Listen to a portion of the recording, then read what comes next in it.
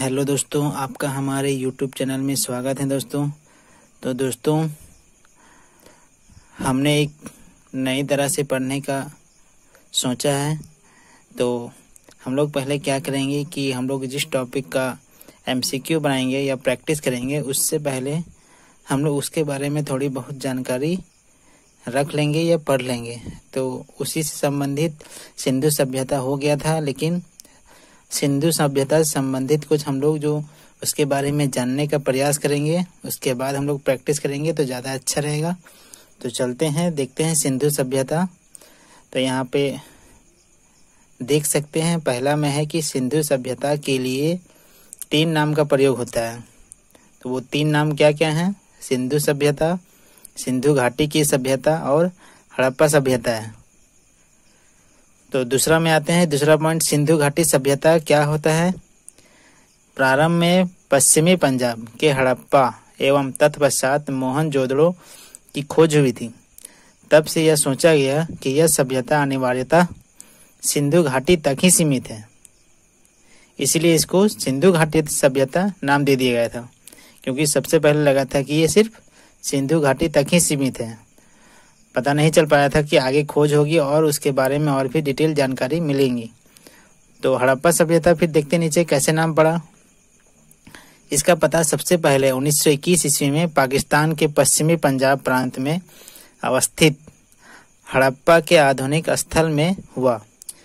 तो ये हड़प्पा एक पाकिस्तान में पंजाब है, वहाँ पे हड़प्पा नामक एक जगह है, उसी में इसकी सभ्यता का खोज हुई थी 1921 ईस्वी में। उसके बाद सिंधु सभ्यता कैसे पड़ गया, तो हम लोग देख लेंगे सिंधु घाटी की सभ्यता कैसे पड़ा और हड़प्पा सभ्यता नाम कैसे पड़ा। अब देखते हैं सिंधु सभ्यता। तो हड़प्पा संस्कृति का केंद्र स्थल पंजाब और सिंध में, मुख्यतः सिंध में पड़ता है, जो अभी पाकिस्तान में। यह सभ्यता दजला, फरात और नील नदी घाटी या नील घाटी सभ्यताओं के समकालीन माना जाता है सिंधु घाटी सभ्यता को। आगे देखते हैं क्या है। सन 1921 ईस्वी में भारतीय पुरातत्व सर्वेक्षण विभाग के महानिदेशक सर जॉन मार्शल के निर्देशन में राय बहादुर दयाराम साहनी ने पंजाब, अभी ये पाकिस्तान में है, के मांटगोमरी जिले में रावी नदी के तट पर स्थित हड़प्पा का अन्वेषण किया था। मतलब उसका खुदाई हुआ था, तो इसका पता चल पाया था। जॉन मार्शल ने सर्वप्रथम इसे सिंधु सभ्यता का नाम दिया था। तो ये सब याद रखने वाली बात है दोस्तों। विभाजन के पूर्व उत्खनित अधिकांश स्थल विभाजन के बाद यानी 1947 के बाद बहुत सारा ऐसा जगह था जो पाकिस्तान में चला गया। अपवाद के रूप में है 2 स्थल, कोटला निहंग खा जो रोपड़ सतलज नदी पर पड़ता है, और रंगपुर मादर नदी तट पर जो काठियावाड़ भारतीय सीमा के क्षेत्र में रह गए हैं, 2 स्थल। उसके बाद रेडियो कार्बन 14 जिसको C14 में बोला जाता है, जैसी नवीन विश्लेषण पद्धति के द्वारा, ये पद्धति है, मेथड है खोजने का, हड़प्पा सभ्यता की तिथि 2500 ईसा पूर्व से 1750 ईसा पूर्व माना गया, जो सर्वाधिक मान्य है। मतलब इस मेथड का प्रयोग करके ये जाना गया कि जो हड़प्पा सभ्यता का जो काल है वो कब से कब तक रहा होगा। तो पद्धति से पाया गया कि 2500 ईसा पूर्व से 1750 ईस्वी तक रहा होगा। आगे देखते हैं। इस सभ्यता का फैलाव उत्तर में, ये बहुत इंपॉर्टेंट है, उत्तर में जम्मू कश्मीर से लेकर दक्षिण में नर्मदा नदी के मुहाने तक और पश्चिम में मकरान समुद्र तट से लेकर पश्चिमी उत्तर प्रदेश में मेरठ तक है इसका विस्तार। इस सभ्यता का सर्वाधिक पश्चिमी पुरास्थल सुत कांगेडोर यानी बलूचिस्तान में पड़ता है। पूर्वी पुरास्थल आलमगीर या इसको आलमगीरपुर भी बोल सकते हैं। उत्तरी पुरास्थल मांडा जो जम्मू कश्मीर में पड़ता है। दक्षिण पुरास्थल दैमाबाद। अगला पॉइंट है, स्टुअर्ट पिगट ने हड़प्पा और मोहनजोदड़ो को एक विस्तृत साम्राज्य की जुड़वा राजधानी बताया है। ये क्वेश्चन में पूछ सकता है। इसी टाइप से क्वेश्चन इंपॉर्टेंट हो जाते हैं कि किसने क्या कहा था। तो देखते हैं हड़प्पा जो शहर है, हड़प्पा के टीले या ध्वंस अवशेषों के विषय में सर्वप्रथम जानकारी 1826 में ही पता चल गया था, चार्ल्स मैसन ने दी थी। हड़प्पा से प्राप्त 2 टीलों में पूर्वी टीला को नगर टीला और पश्चिमी टीला को दुर्ग टीला के नाम से संबोधित किया गया या जाना जाता है। तो क्वेश्चन पूछ सकता है कि हड़प्पा से प्राप्त पूर्वी टीले को क्या कहा जाता है और पश्चिमी टीले को क्या कहा जाता है। हड़प्पा के सामान्य आवास क्षेत्र के दक्षिण में एक ऐसा कब्रिस्तान स्थित है जिसे समाधि R37 नाम दिया गया। तो ये सब क्वेश्चन आ सकता है, यहाँ से क्वेश्चन बन सकते हैं। अगला देखते हैं, सिंधु सभ्यता में अभिलेख युक्त मोहरे सर्वाधिक हड़प्पा से मिले हैं। मतलब इस काल के जो अभिलेख युक्त जिसमें मोहर लगा हुआ था वो सर्वाधिक हड़प्पा से ही मिले हैं, यही स्थान से मिले हैं। यहाँ से कुछ महत्वपूर्ण अवशेष प्राप्त हुए हैं, जैसे कि एक बर्तन पर बना मछुआरों का चित्र मिला है, शंख पर बना बैल, स्त्री के गर्भ से निकला हुआ पौधा जो उर्वरता का संकेत देता है या उर्वरता की देवी माना गया है। फिर पीतल का बना हुआ इक्का, ईंटों के वृत्ताकार चबूतरे मिले हैं, गेहूं तथा जौ के दानों के अवशेष आदि मिले हैं। मतलब गेहूं तथा जौ के खेती यानी कि हुआ करती थी। आगे है मोहनजोदड़ो, ये भी पाकिस्तान में ही पड़ता है। सिंधी में इसका शाब्दिक अर्थ होता है मृतकों का टीला। यह सिंध केलरकाना जिले में सिंधु नदी तट पर स्थित इसकी सर्वप्रथम खोज राखल दास बनर्जी 1922 ईस्वी में की थी। तो याद कीजिएगा 1921 में दयाराम साहनी ने सिंधु घाटी सभ्यता की खोज की थी और 1922 में राखल दास बनर्जी ने मोहनजोदड़ो को इसे मिलान करने दे सकता है। विशाल स्नानागार मोहनजोदड़ो की सबसे बड़ी इमारत है जो 45.71 मीटर लंबा है और 15.23 मीटर चौड़ा है। मोहनजोदड़ो की शासन व्यवस्था राजतंत्रात्मक न होकर जनतंत्रात्मक थी। मतलब उस समय राजा का शासन नहीं बल्कि जनता का ही शासन चलता था। आगे देखते हैं।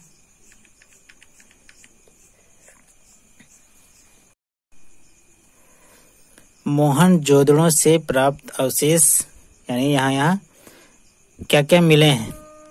तो महाविद्यालय भवन का अवशेष मिला है, कांसे की नृत्यरत नारी की मूर्ति मिली है, मुद्रा पर अंकित पशुपतिनाथ यानी शिव की मूर्ति मिली है, हाथी का कपाल खंड, सीपी की बनी हुई पटरी, कुएं से प्राप्त नर कंकाल तथा घोड़े के दांत के साक्ष्य यहाँ से मिले हैं। अगला है चनहुदड़ो।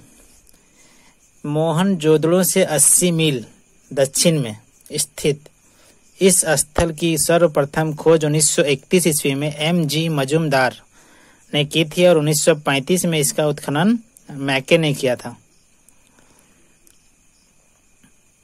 तो इसमें कुछ सिर्फ फैक्ट है।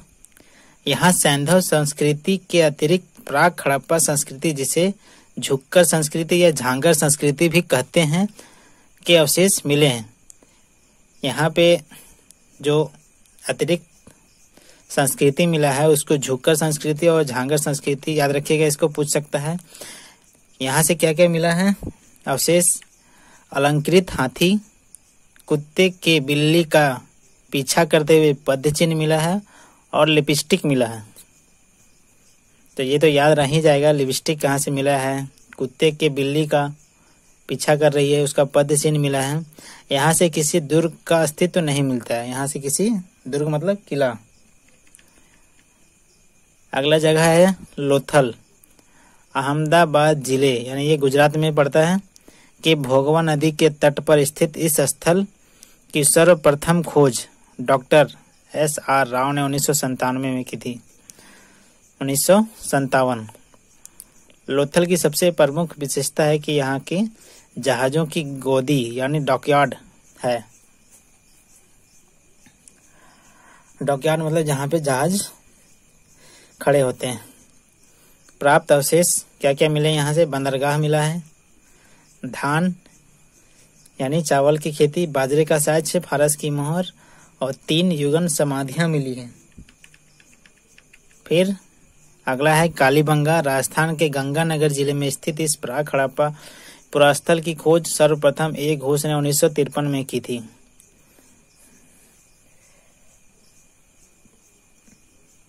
जो जहां से इम्पोर्टेंट है वहां पे यहाँ बता दिया गया है, जो उतना ज्यादा इम्पोर्टेंट नहीं था उसको छोड़ दिया गया है। तो यहाँ पे आगे देखिए साक्ष्य क्या क्या मिले हैं। एक जुते हुए खेत, मतलब एक पूरा खेत का जुताई किया हुआ था, उसके अवशेष मिले। हवन कुंडों के अस्तित्व का साक्ष्य मिला है। हल के निशान मिले हैं। अब जुता हुआ खेत है तो जाहिर सी बात है कि हल भी उसमें चलाया होगा तभी जुता हुआ होगा, तो ऐसे में याद करना आसान हो जाता है। तो अग्निकुंड, घरों के निर्माण में कच्ची ईंटों का प्रयोग हुआ है यहाँ पे, पक्की ईंटों का नहीं, कच्ची ईंटों का। युगल तथा प्रतीकात्मक समाधियां मिली है यहाँ पे। फिर अगला है बनवाली। हरियाणा के हिसार जिले में स्थित इस पुरास्थल की खोज R.S. बिष्ट ने 1973 में किया था। तो उसमें जितना भी खोज है उसको हम एक जगह इकट्ठा करके आपको नीचे दे दिया गया है, उसको आसानी होगी याद करने में। तो अवशेष मिला है यहाँ पे हल की आकृति खिलौने के रूप में, तिल मिला है, सरसों मिला है, मनुष्यों एवं पशुओं की मूर्तियां, पकाई मिट्टी की मुहर। यहाँ पक्की मिट्टी से बनी हुई हल की प्रतिकृति प्राप्त हुई है। सुरकोटदा गुजरात के कच्छ जिले में स्थित है, ये याद रखिएगा। खोज किसने किया था? जगपति जोशी ने 1964 में। क्या मुख्य अवशेष मिला है? तो घोड़े की अस्थियां मिला है।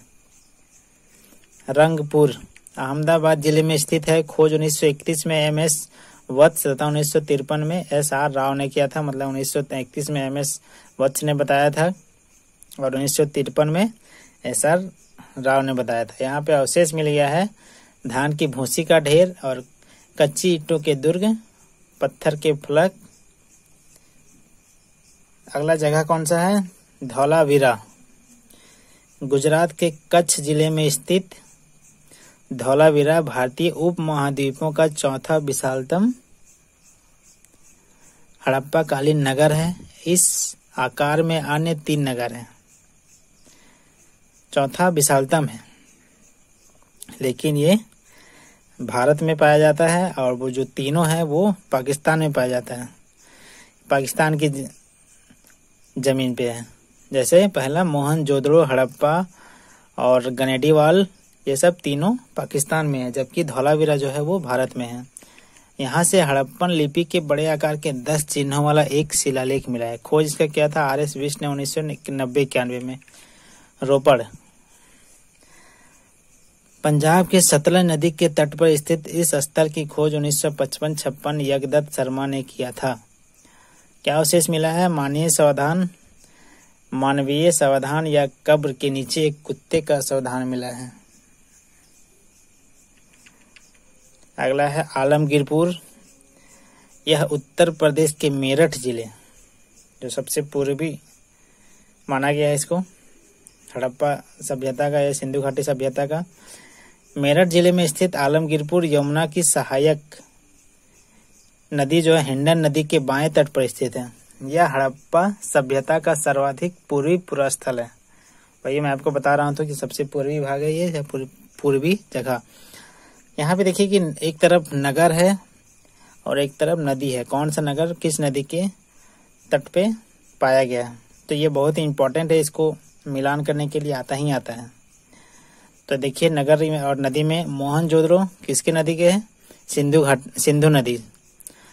और हड़प्पा रावी नदी, रोपड़ सतलज नदी, मांडा नगर चिनाब नदी, कालीबंगा घग्गर नदी, लोथल भोगवा नदी, सूत कांगेडोर दास्क नदी, बालाकोट बिंदार नदी अरब सागर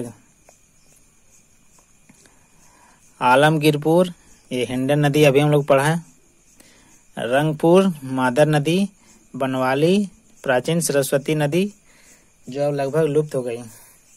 तो ये जो नगर और नदी का जो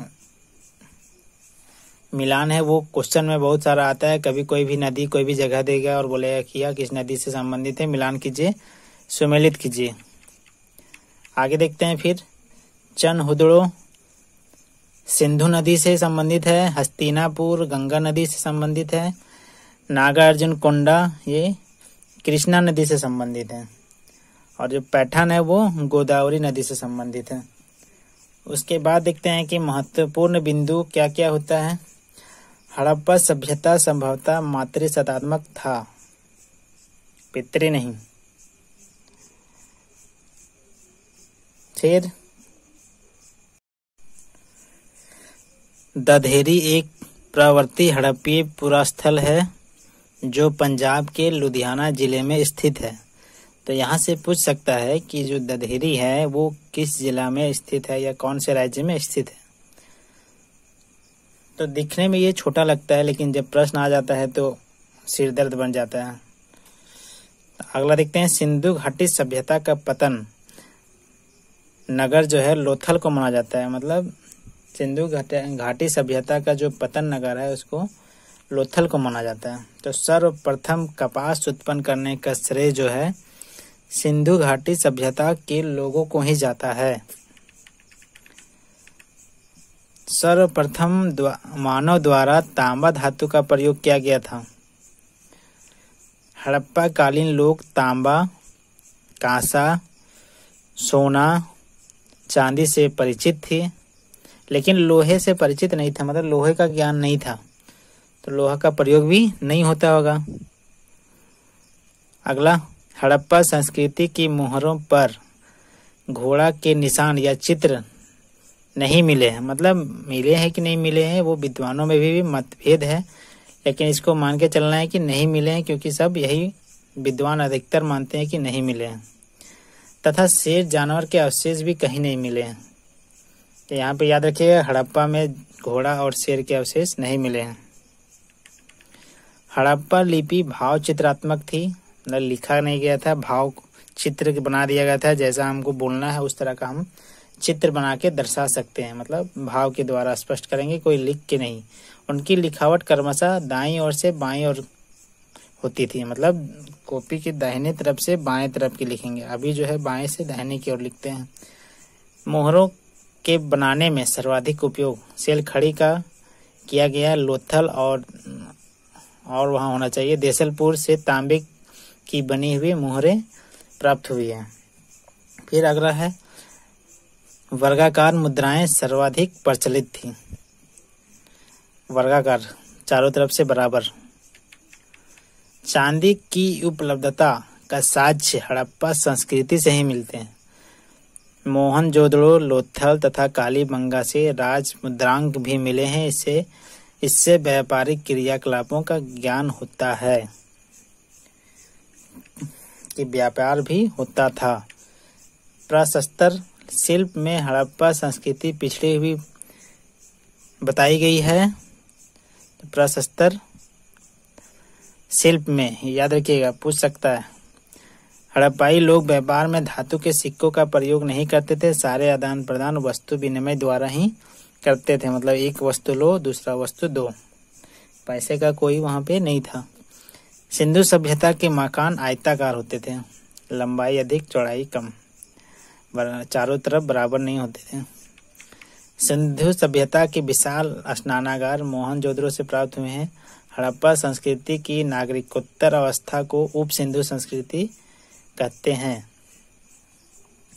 हड़प्पा संस्कृति की नागरिकोत्तर अवस्था को उप सिंधु संस्कृति भी कहा जाता है। हड़प्पा में शवों को दफनाने और मोहनजोदड़ो में जलाने की प्रथा पाई गई है। हड़प्पा में दफनाया जाता था लाशों को और मोहनजोदड़ो में जलाया जाता था। हड़प्पा में एक मुद्रा पर पैर में सांप को दबाए गरुड़ का चित्र मिलता है।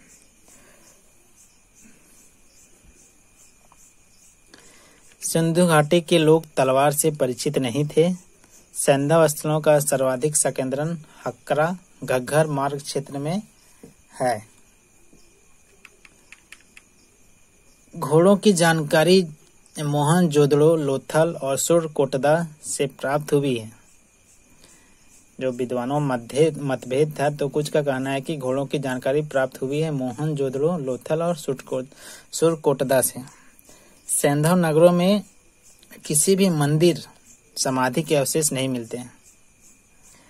हड़प्पा सभ्यता में मातृदेवी की उपासना सर्वाधिक प्रचलित थी। देखिए, हड़प्पा सभ्यता का जो पूर्व, पश्चिम, उत्तर, दक्षिण में सबसे जो पूर्वी, सबसे पश्चिमी, सबसे दक्षिणी, सबसे उत्तरी में कौन जगह है, ये अक्सर पूछा जाता है। बहुत सारे एग्जाम में पूछा भी गया है और पूछा भी जा सकता है।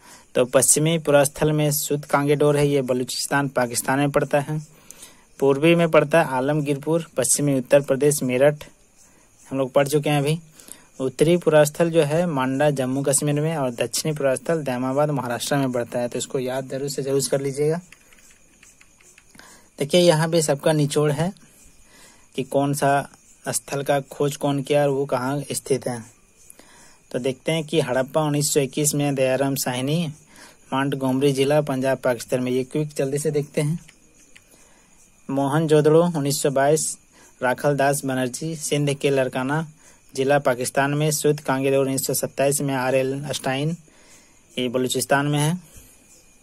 चनहुदड़ो 1931 में MG मजूमदार, सिंध पाकिस्तान में पड़ता है। कोटतीजी 1935 में धुरिये, सिंध पाकिस्तान। रंगपुर 1953 A रंगनाथ राव, अहमदाबाद काठियावाड़ भारत में पड़ता है। फिर अगला है रोपड़ 1953 में YD शर्मा, पंजाब भारत। कालीबंगा 1953 A घोष, गंगानगर राजस्थान। लोथल 1955 से 63 तक इसका खोज किया गया था SR राव, अहमदाबाद काठियावाड़ में। आलमगीरपुर उत्तर प्रदेश मेरठ 1958 में यज्ञदत्त शर्मा। सुरकोटदा 1972 से 75 तक जगपति जोशी, कच्छ गुजरात। बनवाली 1973 रविंद्र सिंह बिष्ट, हिसार हरियाणा। धौलावीरा 1990 से 91 रविंद्र सिंह बिष्ट, कच्छ करण गुजरात। हस्तिनापुर 1950 से 52 BV लाल, मेरठ जिला उत्तर प्रदेश। तक्षशिला 1913 से 34 जॉन मार्शल पाकिस्तान। कौसाम्बी 1936 से 37 MG मजूमदार उत्तर प्रदेश। तो दोस्तों, ये बहुत शॉर्ट नोट्स है और वेरी वेरी इम्पोर्टेंट है। इसमें कुछ छोड़ा नहीं गया है। जितना भी इम्पोर्टेंट फैक्ट्स है सबको ले लिया गया, और ये लगभग सभी एग्ज़ाम, भारत के सभी एग्ज़ाम में आ सकता है, क्योंकि जो प्राचीन इतिहास पूरे इंडिया का एग्ज़ाम का सिलेबस में दिया रहता है। और अभी भी झारखंड में जो JSSC CGL, उसके लिए भी ये सही है। और यदि आपको अच्छा लग रहा है, इसका PDF चाहिए तो कमेंट करें और चैनल को सब्सक्राइब करें। धन्यवाद दोस्तों।